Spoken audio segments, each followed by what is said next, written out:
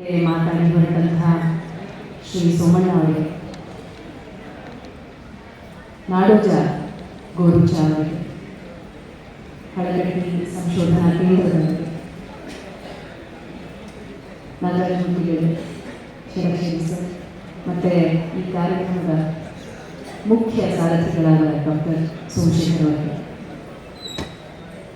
ಮತ್ತು ಈ ಸಭಾಂಗಣದಲ್ಲಿ ಕೂತಿರುವಂತಹ ಮಹಾನುಭಾವರಿಗೆ, ಹಿರಿಯರಿಗೆ ಎಲ್ಲರಿಗೂ ನಮಸ್ಕಾರಗಳು. ನನಗೆ ಈಗಲೂ ಕೂಡ ನಂಬಕ್ಕೆ ಸಾಧ್ಯ ಆಗ್ತಾ ಇದೆ ಈ ಪ್ರಶಸ್ತಿಗೆ ನಾನು ಭಾಜನರಾಗಿದ್ದೇನೆ ಅಂತ. ಇದನ್ನು ಒಂದು ಆಶೀರ್ವಾದ, ಪ್ರೋತ್ಸಾಹ ಅಂತ ತಿಳ್ಕೊಂಡು ನಾನು ಇದನ್ನು ಸ್ವೀಕರಿಸ್ತಾ ಇದ್ದೀನಿ.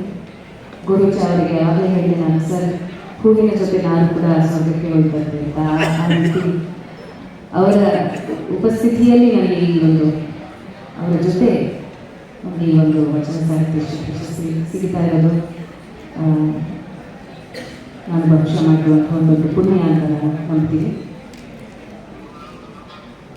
ಬಸವಣ್ಣನವರ ಸಾಲುಗಳು, ಅದಲ್ಲದೆ ವಚನ ಚಳುವಳಿಯಲ್ಲಿ ಬಂದಂಥ ನೂರಾರು ಶರಣೆಯರ ಸಾಲುಗಳನ್ನು ಹಾಡಿ ಮನದಟ್ಟು ಮಾಡಿಕೊಂಡು ನನ್ನ ಜೀವನದಲ್ಲಿ ಯಾವುದೇ ಒಂದು ಕಷ್ಟಕಾಲ ಬಂದರೂ ಆ ವಚನಗಳಲ್ಲಿ ಇರುವಂಥ ಸತ್ಯವನ್ನು ಕಾಣೋದ್ರ ಮೂಲಕ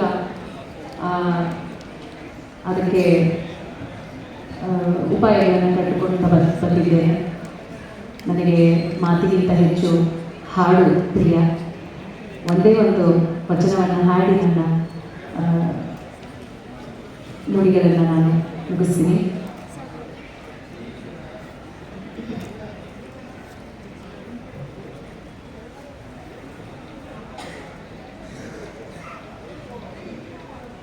ಅಕ್ಕ ಮಹಾದೇವಿಯವರ ಸಾಲುಗಳು.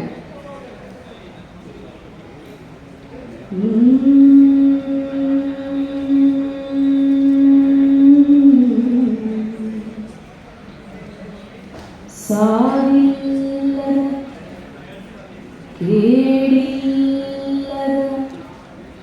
ರೂಹಿಲ್ಲದ ಚಲುವಂಗೆ